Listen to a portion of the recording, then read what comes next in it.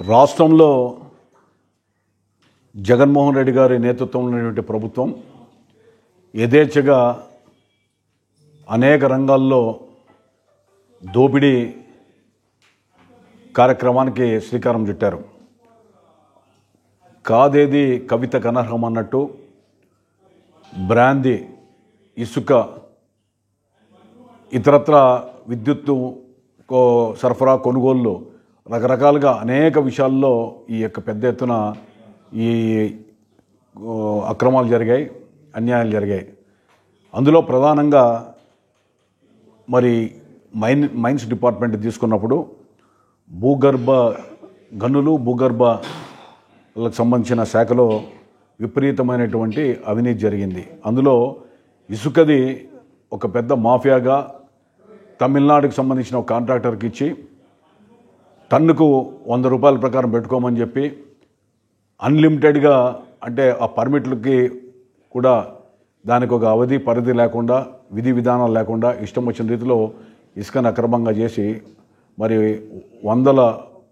వేల కోట్ల రూపాయలని ఇతరులకు, అంటే ఒక అప్పనంగా ఒక కాంట్రాక్టర్కి, బినామీ కాంట్రాక్టర్కో మరి ఎవరికో ఇచ్చి అధికారం ఉన్నటువంటి నేతలు దాన్ని హస్తగతం చేసుకున్నటువంటిది ఆ ప్రత్యక్ష నిదర్శనాలు కోకొల్లలుగా ఉన్నాయి.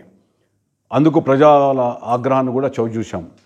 కానీ అనంతపురం, హిందూపురం ఉదాహరణకు 2 జిల్లాలకు సంబంధించి అమిగోస్ అనేటువంటి కంపెనీ ఏదైతే ఉందో ఆ కంపెనీ పేరుతో ఒక కొత్త విధానానికి శ్రీకారం చుట్టారు. ఆ కొత్త విధానం ఏంటంటే, ఒక ప్రైవేట్ వ్యక్తికి కాంట్రాక్ట్ ఇచ్చి ఆ ప్రైవేట్ వ్యక్తి ఈ ఇతర, అంటే గనుల నుండి మరి ఇతరత్ర యజమానుల నుండి మీ ఇష్టం వచ్చింది ఈ రతిలో వసూలు చేసుకోండి, వసూలు చేసుకొని ఇంత డబ్బు మాకు కట్టాలి అని. అంటే ఈ 24 నెలలకి 259 కోట్ల రూపాయలు, 10 లక్షల రూపాయలు మీరు కట్టాలా. ఈ 259 కోట్ల 10 లక్షల రూపాయలు మాకు కడితే మీరు మీ ఇష్టం వచ్చిన రీతిలో ఈ 2 సంవత్సరాల్లో మీరు మీ కార్యక్రమాలు నిర్వర్తించుకోండి అని చెప్పారు. ఇందులో మరి అమిగోస్ అనేటువంటి మినరల్స్, ఈ కాంట్రాక్టరు ఇతనితో పాటు ప్రసాద్ రెడ్డి అని ఆయన, ఇతనితో పాటు మరి కొంతమంది కంపెనీలో ఉన్నట్లున్నారు. ప్రతి నెల 10,79 లక్షల రూపాయల 58,333 రూపాయలు కట్టాల. అంటే దాదాపు 11 కోట్ల రూపాయలు ప్రతి నెల ఇంచుమించు కట్టాలని చెప్పి అగ్రిమెంట్ చేసుకున్నారు. ఈ యొక్క 24 నెలల్లో 259 కోట్ల రూపాయలు ఏదైతే అగ్రిమెంట్ ఉందో, వీళ్ళు ప్రభుత్వానికి ఎంత కట్టారు ఈ అమిగోస్ కంపెనీ? అసలు వీళ్ళు పర్మిట్లు ఇవ్వడానికి, రాయల్టీలు ఇవ్వడానికి, లేదా ఇతరత్ర వసూలు చేసుకోవడానికి ఒక ప్రైవేట్ మాఫియాని బృందాన్ని ఇక్కడ ఈ జిల్లాలో పెట్టి 72 చెక్ పోస్టులు పెట్టి, ఈ చెక్ పోస్టుల ద్వారా ఇష్టం వచ్చిన రీతిలో మట్టిని, అదేవిధంగా గనులు, మినరల్స్ని కానీ లేదా గ్రానైట్ కానీ ఇవన్నీ కూడా చేసుకోవడానికి యథేచ్ఛగా వాళ్ళకి ఒక లైసెన్స్ ఇచ్చారు ఈ జిల్లాలో. ఈ లైసెన్స్ ఇవ్వడం వల్ల ఏమైంది? మరి ఈ యొక్క 259 కోట్ల రూపాయలు ఇది ఒక పెద్ద స్కామ్ కింద మనం పరిగణించాలా? అగ్రిమెంట్లో ఎక్కడే కానీ కాంట్రాక్టర్ బెనిఫిట్ ఏంటి అని చెప్పలే. అంటే కాంట్రాక్టర్కి దీంట్లో కమిషన్ ఇస్తామా? కనీసం ఇసుక దందాలో, ఇసుక భాగవతంలో టన్నుకు 375 రూపాయలు మాకి, లేదా 100 రూపాయలు మీరు తీసుకొని 475 ఈ విధంగా ఒక కమిషన్ బేసిస్ కింద పెట్టారు. దీంట్లో మరి ఇష్టం వచ్చిన రీతిలో ఈ అగ్రిమెంట్లో ఎలాంటి, అంటే బెనిఫిట్ కాంట్రాక్టర్ కూడా చూపించుకోకుండా పెట్టారంటే ఇదేమన్నా సామాజిక సేవ కోసం వచ్చాడు ఆ కాంట్రాక్టరు? అంటే దీన్ని ఏ ఉద్దేశంతో పెట్టారు? దీనికి ఒక పద్ధతి పాడు లేదా? ఏమైనా టెండర్లు పిలిచారా లేదా?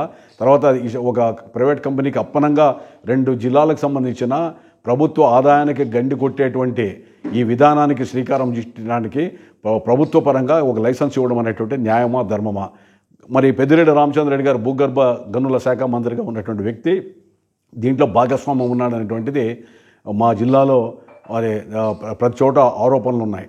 అందుకనే దీని మీద వివరణ ఇవ్వాల్సిన బాధ్యత ఉంది. ప్రభుత్వం కూడా దీని మీద చర్య తీసుకోవాల్సిన అవసరం ఉంది. ఎందుకంటే ఈ అమిగోస్ కంపెనీలో పార్ట్నర్స్ ఎవరు, మళ్ళీ ఈ విధంగా వీళ్ళు జిఎస్టీ కట్టారా లేదా, అదేవిధంగా ప్రతి నెల ఇన్స్టాల్మెంట్ కట్టారా లేదా, తర్వాత ఎంత కలెక్ట్ చేశారు, దీంట్లో ఈ స్కామ్ ఏం జరిగింది అనేటువంటిది నిగ్గు తేల్చాల్సినటువంటి అవసరం ఉంది. నేను ప్రజా సంఘాలు అదేవిధంగా ప్రభుత్వాన్ని కూడా డిమాండ్ చేస్తున్నాం. దీని మీద వెంటనే చర్య తీసుకొని దీని మీద ఎంక్వైరీ అవ్వాల్సిందిగా కోరుతా ఉన్నాం. తర్వాత దీంట్లో ఈ అమిగోస్ కంపెనీ వాళ్ళు ఎక్కడ పడితే అక్కడ ఒక కిరాయి మనుషుల్లాగా ఇష్టం వచ్చిన రీతిలో వాళ్ళు అంటే ఇష్టాలు అయిష్టాల మేరకు ఈ జిల్లాలో ప్రవర్తించి దాని ప్రకారం వాళ్ళకు ఉన్నటువంటి హక్కులు, తర్వాత ప్రభుత్వ అధికారులు చదువుకొని ఉన్నటువంటి అధికారుల హక్కులను కూడా కాలరాశారు. మైన్స్ డిపార్ట్మెంట్ అధికారులు కేవలం లీజులు ఇవ్వడానికి, అదేవిధంగా ఇట్లా అమిగోస్ లాంటి కంపెనీలుకి దారాదత్తం చేసి అప్పనంగా అప్పచెప్పి వీళ్ళకి ఎవడన్నా కలెక్షన్ ఇకపోతే, వీళ్ళకి ఎవరికన్నా ఆ డబ్బులు చెల్లించకపోతే అధికారులు పోయి ఆ డబ్బులు కలెక్ట్ చేసేయడానికి సహకరించేటువంటి రీతిలో మైన్స్ డిపార్ట్మెంట్ అధికారులను వాడుకున్నారే తప్ప, మరి మైన్స్ డిపార్ట్మెంట్ల అధికారులకి ప్రభుత్వ వేతనాలు జీతాలు ఇచ్చేటువంటి వాళ్ళకి కలెక్షన్స్లో కానీ లేదా ఇతరత్ర పర్మిట్స్లో కానీ ఎలాంటి కానీ అధికారం లేకుండా చేయడం అనేటువంటిది దేశ చరిత్రలోనే ఇలాంటి ఉదాంతం కానీ ఇలాంటి చర్యలు కానీ ఏ శాఖలో ఎప్పుడు కూడా జరగలే.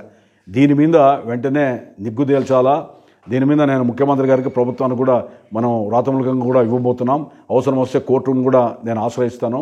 ఈ యొక్క 259 కోట్ల రూపాయలు ఈ 24 నెలల్లో మరి మీరు కట్టారా లేదా, దీని మీద కట్టకపోతే ఏం చర్యలు చేసుకున్నారు, అసలు ఎంత కలెక్ట్ చేశారు, మీ బెనిఫిట్ ఏంటి, జిఎస్టీ ఏంటి, ఇవన్నీ కూడా నిగ్గు తేల్చాల్సిన బాధ్యత ఉంది. దీని వెనక ఎవరెవరు ఉన్నారో వాళ్ళందరి మీద కూడా చట్టరీత్యా చర్య తీసుకోవాలని చెప్పి డిమాండ్ చేస్తున్నాం.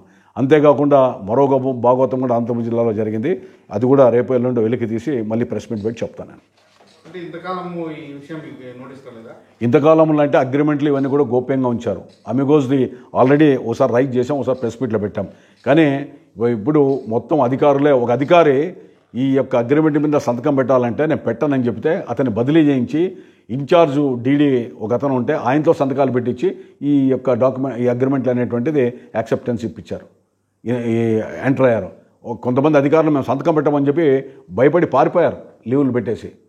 కానీ ఇప్పుడు దీనంతా ఏదో తీగలాగితే డొంక కదిలింది అన్నట్టు మొత్తం కంప్లీట్గా డీటెయిల్స్ అన్ని బయటకు వచ్చాయి. అగ్రిమెంట్లు కూడా షరతులు కూడా చూసాం. దీని మీద చర్య తీసుకోవాలా. ఇది ఒక పెద్ద స్కామ్. ఈ 2 జిల్లాల్లో ప్రజాధనం ఎక్కడైతే లూటి అయిందో ఈ యొక్క కంపెనీ మరి సక్రమంగా చెల్లించిందా, దీని మీద ఒక కమిటీ వేసి న్యాయ విచారణ జరపాలా, దీని మీద ఎంక్వైరీ చేయాలని చెప్పి కూడా నేను రాష్ట్ర ప్రభుత్వాన్ని కూడా నేను డిమాండ్ చేస్తున్నా. దీని మీద భూగర్భ గనుల శాఖ మంత్రికి కానీ అదేవిధంగా మన ముఖ్యమంత్రి గారికి కానీ నేను పోయి ఈ ఒక రాతమూలంగా రిప్రజెంటేషన్ ఇస్తాం. దీని మీద చర్య తీసుకోవాలా. ఇది ప్రజల డబ్బు దుర్వినియోగం కావడానికి, ప్రభుత్వ సొమ్ముని కాజేయడానికి ఎవరు కూడా హక్కు లేదు. దీని మీద నిజంగానే మా జిల్లా ఆ డబ్బులు కలెక్ట్ చేసి ఏమేమంటే మా జిల్లా డెవలప్మెంట్కి ఖర్చు పెట్టడానికి చెప్పి కూడా గవర్నమెంట్ని మేము డిమాండ్ చేస్తున్నాం. ఈ అగ్రిమెంటు హోల్డర్కి అగ్రిమెంట్ చేసుకున్న వాళ్ళకి తప్ప ఇతరులకు ఎవరు కూడా తెలియదు.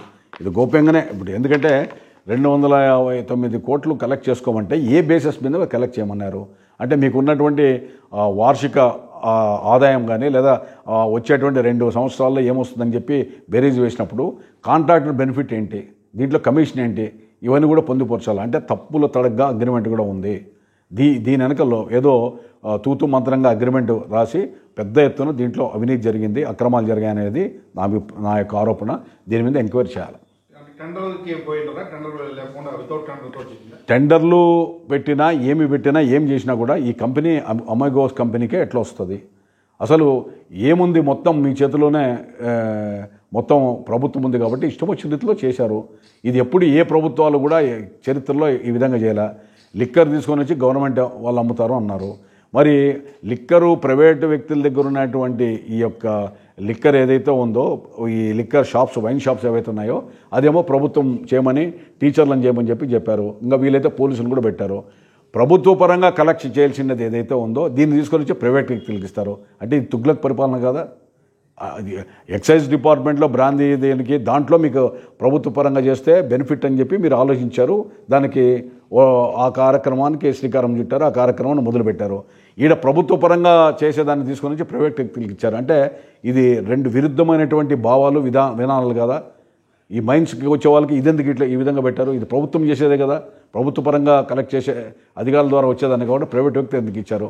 ఈ విధంగా పెద్ద ఎత్తున ఇది ఒక స్కామ్ జరిగింది. ఈ అనంతపురము, సత్యసాయి 2 జిల్లాల్లో జరిగింది. ఇంకా రాష్ట్ర వ్యాప్తంగా ఎన్ని జిల్లాలు జరిగిందో దీని మీద నిగ్గు తేల్చాలా, దీని మీద సమగ్రమైన విచారణ జరపాలని చెప్పి నేను డిమాండ్ చేస్తున్నాను.